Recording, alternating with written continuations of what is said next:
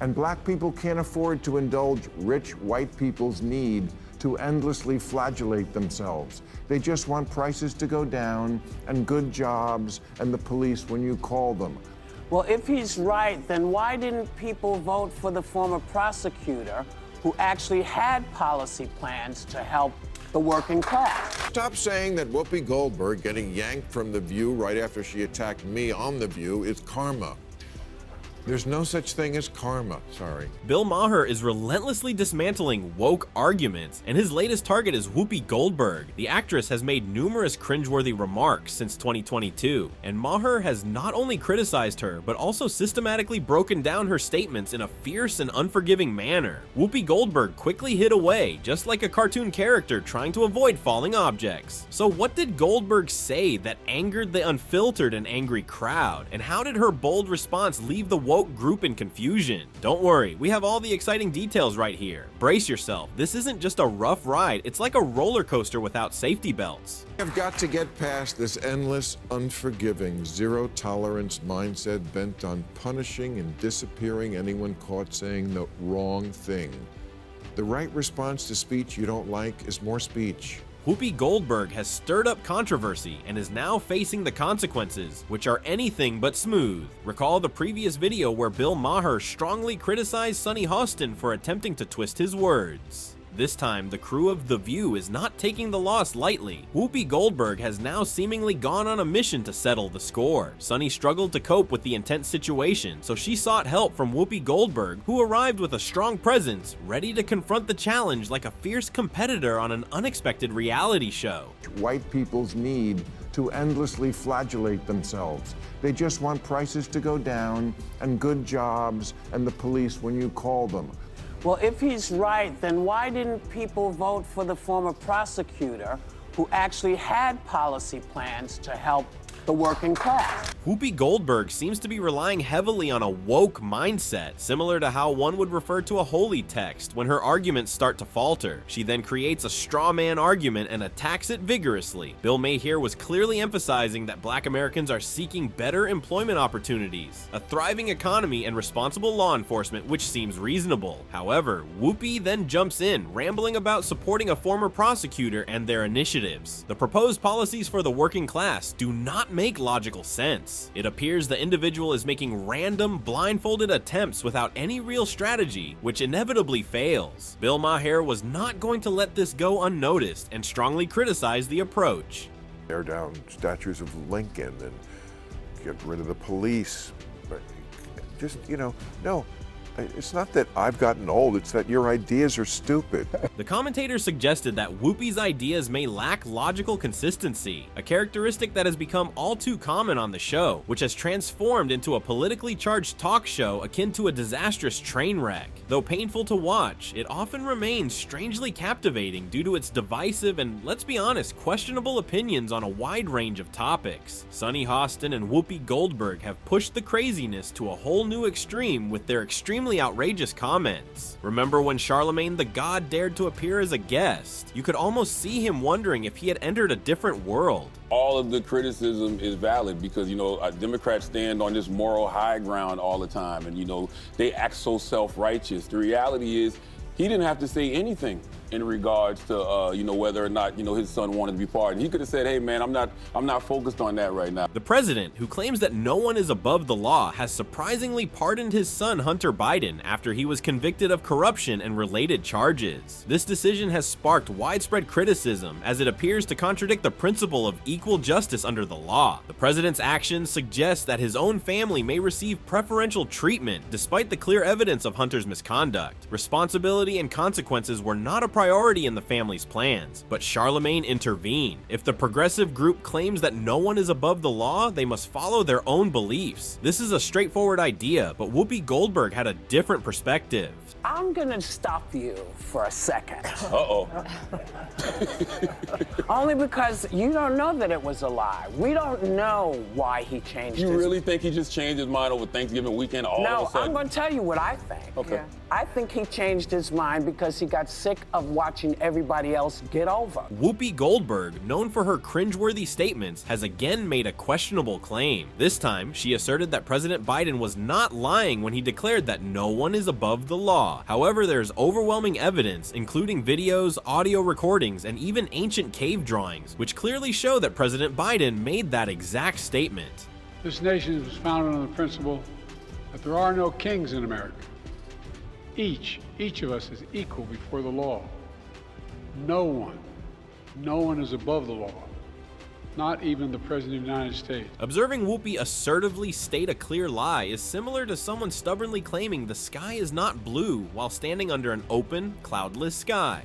At this point, Whoopi's mental gymnastics could get her a spot on the Olympic team, though she would probably trip over her own logic even there. It was possible to clearly see the skepticism on Charlemagne's face. Whoopi continued by suggesting that President Biden may have changed his position because he was tired of others outpacing him. Charlemagne was left stunned and at a loss for words due to Whoopi's claims. So I'm just gonna follow the straight and narrow always, because that's what's expected of Democrats. But that's their fault. They're the ones that go out. They're the ones that go out there and they stand on this moral high ground. They don't have to do that. The problem with the so-called woke group is that they only focus on condemning wrongdoing when the offender is not part of their inner circle, but when the perpetrator belongs to their own ranks, the outrage quickly turns into quiet defenses or a selective forgetfulness. Naturally, Whoopi and her team managed to avoid responsibility. Charlemagne's appearance on the show prompted Bill Maher to deliver a remarkably insightful and strongly worded criticism, which was one of the most impactful verbal rebukes seen in recent memory. Love to speak truth to power, and we always should, but you have completely lost the ability to speak truth to bull. The self-proclaimed righteous group likes to present themselves as the ultimate judges of truth and ethics, but their inconsistent standards have become clear to everyone. Consider the case of Hunter Biden. He is clearly guilty, yet because his father is the president, he faces no real consequences, while the group would be calling for harsh punishment if it was anyone else. The hypocrisy is at its highest, and Maher accurately called it out as a complete sham. The pressing question now is how much longer Americans will tolerate this deceitful behavior. It's not just about Hunter, it's about a system that favors the powerful while harshly punishing everyone else. Maher's critique was not only timely, but also served as a wake-up call for those still clinging to the illusion of fairness. Additionally, Maher pointed out that the woke crowd often receives support from mainstream media. Was it appropriate to bury the Hunter Biden? You're talking about the press doing that? He's saying that's what they did, and that is what they did. They buried the Hunter Biden story before the election because they were like, we can't risk having the election thrown to Trump. We'll tell them after the election. And we know for a fact that that's what they did? Of course, you don't but follow I'm this. saying you know for a fact that that's what they did. I don't know what they did. I know, because you only watch MSNBC. No, that's not true. The media went out of their way to downplay the Hunter Biden scandal. The media's handling of the Hunter Biden controversy has been a subject of intense scrutiny and debate. Many have accused the mainstream media of deliberately minimizing and downplaying the story, employing various strategies to shield President Biden and undermine former President Trump's re-election bid. Major news outlets such as the New York Times, the Washington Post, and CNN initially dismissed the story as Russian propaganda, despite the growing body of evidence surrounding the allegations. This dismissal effectively suppressed dissenting voices and alternative perspectives on the matter, limiting the public's access to a comprehensive understanding of the situation. Prominent media personalities like Whoopi Goldberg of The View were quick to join this effort to discredit the story. However, when Bill Maher, the host of Real Time with Bill Maher, appeared on the show, he challenged Goldberg's stance, rejecting the legitimacy of her attempts to defend the media's handling of the issue. Maher methodically dismantled Goldberg's excuses, exposing her blatant hypocrisy and double standards. He criticized her for prioritizing the defense of the media's actions over the pursuit of the truth, which he deemed a disturbing dereliction of journalistic integrity. The media's response to the Hunter Biden controversy has sparked a wider debate about the role of the press in a democratic society. Critics argue that the dismissal of the story and the suppression of dissenting voices represent a troubling pattern of media bias and a failure to uphold the principles of impartial and comprehensive reporting. They contend that this type of selective coverage undermines public trust in the media and erodes the foundations of a well-informed citizenry. Proponents of the media's approach, on the other hand, maintain that the story was indeed rooted in Russian disinformation, and that the decision to downplay it was a responsible effort to prevent the spread of misinformation and protect the integrity of the electoral process. They argue that the media's duty is not solely to report every allegation, but to carefully scrutinize the veracity and significance of the information before amplifying it. Regardless of one's stance on the issue, the media's handling of the Hunter Biden controversy has reignited the ongoing debate about the delicate balance between press freedom, journalistic responsibility, and the public's right to know. As the political landscape continues to evolve, this discussion is likely to remain a focal point in the ongoing discourse about the role of the media in a democratic society. Above any matters of politics or what's right or wrong, the one thing I know for sure about America is this: it's run by mean girls. Mean girls in the press and in politics and in life. And when they smell blood in the water, the lust to finish off a vulnerable person will never be denied. Maher's assessment of the hosts of The View, particularly Whoopi Goldberg, was spot on. They exhibit a relentless, shark-like mentality, ready to viciously attack anyone who dares to challenge their deeply entrenched ideological beliefs. Their approach to debate is not about engaging in meaningful, nuanced discussions or genuinely seeking the truth. Rather, it is about ruthlessly silencing opposing viewpoints and aggressively enforcing their own narrow perspective through arrogant dismissals, scathing remarks, and a complete disregard for alternative opinions. Whoopi Goldberg, in particular, has honed her skills in brushing off dissenting voices, acting as if any perspectives that diverge from her own are simply unworthy of her attention or consideration. She and her co-hosts seem to operate under the misguided belief that their ideological purity and moral superiority give them the right to dictate the terms of the debate and shut down any challenge to their preferred narrative. However, Maher refused to be intimidated by this hostile environment. He boldly confronted the hosts, exposing their true tactics for what they are: a thinly veiled form of bullying and an attempt to stifle open and honest discourse. Maher's unwavering commitment to challenging their hypocrisy and one-sided storytelling has made him a nuisance to these self-proclaimed champions of progressive values, who are clearly uncomfortable with having their biases and double standards brought to light. Maher's takedowns are like a refreshing gust of wind cutting through a stale, stagnant room filled with repetitive and predictable arguments. He brings a much-needed dose of critical thinking, intellectual honesty, and a willingness to engage with diverse perspectives, even if they clash with the host's own preconceived notions. In a media landscape increasingly dominated by echo chambers and ideological silos, Maher's bold confrontations serve as a valuable reminder that true progress and understanding can only come from embracing open and rigorous debate, rather than resorting to the kind of bullying tactics employed by the hosts of The View. Democrats run for office as if the voters don't live here, as if they don't go to the grocery store and Starbucks and the office, but they do. But a poll last year asked, if America is the greatest country in the world, more blacks and Hispanic Americans agreed with that than the white progressives. It asked if racism is built into our society. White progressives agreed with that at higher levels than black and Hispanic people. It asked if government should increase border security. Same result. Hispanic Americans are less okay with illegal immigration than whitey.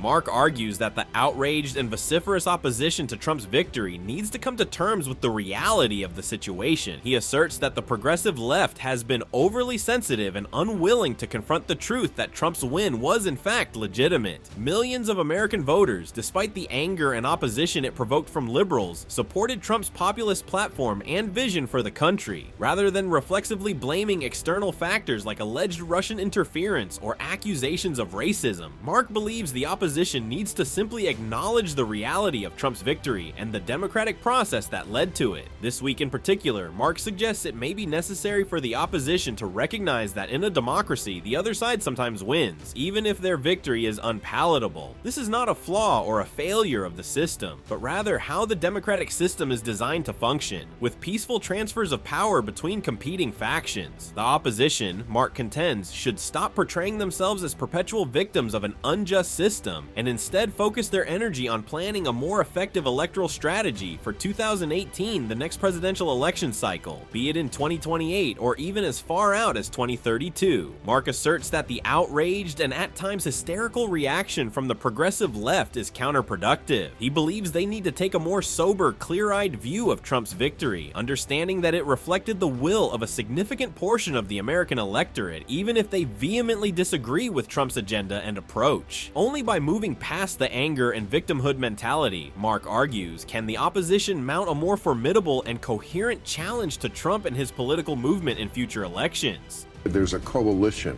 of Trump voters, people who really like him. They certainly are those. And then there's people who don't necessarily like him that much, but they still think he's less crazy than stuff that strikes them as aggressively anti-common sense. Many people who voted for Donald Trump in the 2016 presidential election were not necessarily hardcore supporters of his ideology or personality. Rather, they saw him as a preferred alternative to the perceived moralizing lectures and condescending attitudes of the Democratic Party towards ordinary working-class Americans. These voters were not captivated by Trump's controversial tweets or his unconventional physical appearance, but instead saw him as a potential disruptor to the status quo in Washington. The growing influence of the woke movement within the Democratic Party, with its emphasis on politically correct language and prioritization of progressive social causes, had alienated many moderate and independent voters who felt that the party had become too elitist and out of touch with the concerns of the broader electorate. These voters, often from small town or rural communities, felt that the Democrats had abandoned them in favor of focusing on the interests of coastal urban centers and identity-based interest groups. If the Democratic Party wants to regain the trust and support of these disaffected voters, they will need to avoid the temptation to embrace every radical idea proposed by the most vocal activists within their ranks. Instead, the party should strive to craft a more inclusive and pragmatic platform that addresses the real-world issues and aspirations of the average American citizen, such as economic security, job creation, healthcare affordability, and community revitalization, by striking a balance between progressive ideals and the practical concerns of the majority of the population. The Democrats can potentially win back the support of the moderates and independents who felt alienated by the party's perceived shift towards a more ideologically driven agenda. Saying that Whoopi Goldberg getting yanked from The View right after she attacked me on The View is karma.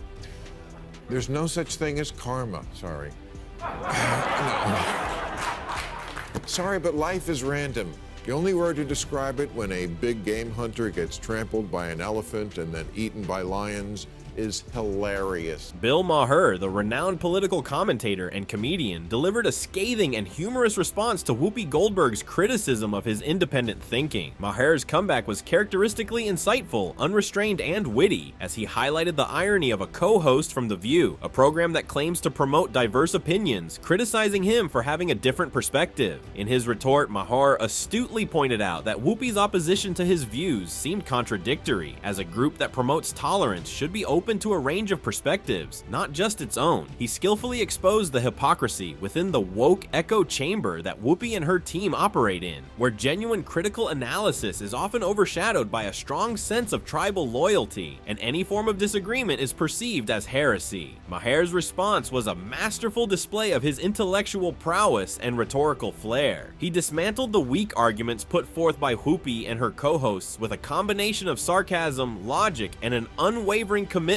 to his own principles. It was akin to watching Picasso create a masterpiece, with Maher wielding words as his brushstrokes and ideas as his palette. The exchange between Maher and Goldberg was a microcosm of the broader cultural and political tensions that have been simmering in the United States in recent years. It highlighted the deep divide between those who prioritize the free and open exchange of ideas and those who seek to enforce a narrow set of acceptable perspectives, often driven by a desire to maintain ideological purity and control the narrative. Maher's unapologetic stance and his willingness to challenge the prevailing narratives within the so-called woke movement have made him a polarizing figure, but also a beacon for those who believe in the fundamental importance of independent thought, critical analysis, and the robust debate of differing viewpoints. In an era marked by increasing political polarization, echo chambers, and the suppression of dissenting voices, Maher's refusal to conform to the ideological orthodoxies of the moment has struck a chord with many who are concerned about the erosion of free speech and the free marketplace of ideas. At the heart of this debate lies a fundamental question about the role of the media, public discourse, and the academy in a democratic society. Should these institutions serve as neutral platforms for the exchange of diverse perspectives, or should they actively police and curate the range of acceptable opinions and narratives? Maher and his supporters argue that the latter approach is antithetical to the principles of a free and open society, and that the unchallenged dominance of a particular ideological bent poses a grave threat to the vitality of public discourse and the health of democratic institutions. Ultimately, the clash between Maher and Goldberg reflects the deep ideological divides that have been widening in the United States, as competing visions for the country's future and the values it should uphold come into sharp relief.